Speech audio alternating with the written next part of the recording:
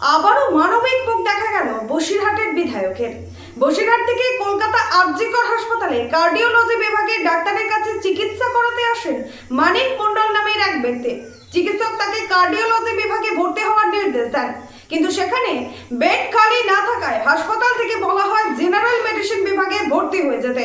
তারপরেই তিনি ও তার পরিবার বসিরহাট দক্ষিণ বিধানসভার বিধায়ক ডক্টর সপ্তর্ষি ব্যানার্জির কাছে আসেন কার্ডিওলজি বিভাগে ভর্তি ও চিকিৎসার আর্জি নিয়ে। বসিরহাটের দক্ষিণ বিধানসভার বিধায়ক কি করলেন চলুন দেখে নেব।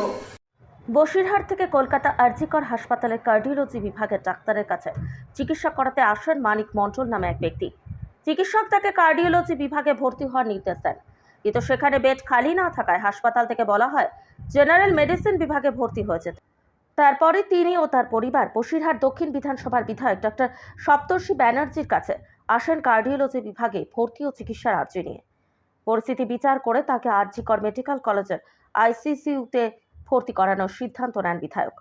আরজিকরের কার্ডিওলজি বিভাগের চিকিৎসকদের তৎপরতায় ও সুচিকিৎসায় গত 72 ঘন্টায় সুস্থ হয়ে ওঠেন রোগী।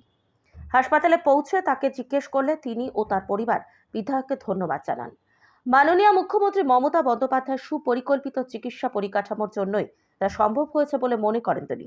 প্রতিটি বসিরহাটবাসীর পাশে আমি আছি, থাকবো, এমনই বার্তা দেন বিধায়ক। নমস্কার, আমি রাকেশ, বসিরহাট 22 নম্বর ওয়ার্ডের বাসিন্দা। গত কয়েকদিন আগে আমার বাবাকে হঠাৎ হওয়া বুকে ব্যথাজনিত অসুস্থতার কারণে বসিরহাট জেলা হসপিটালে ভর্তি করানো হয়।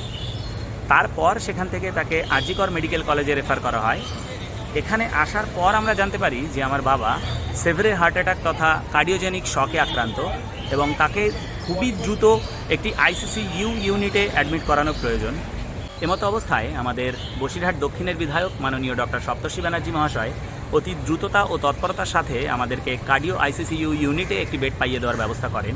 আমিও আমার গোটা পরিবার তাকে আন্তরিকভাবে ধন্যবাদ জানাই ও আশা রাখি যাতে উনি আগামীতেও আরও অনেক মানুষের পাশে এভাবে আপদে বিপদে দাঁড়াতে পারেন।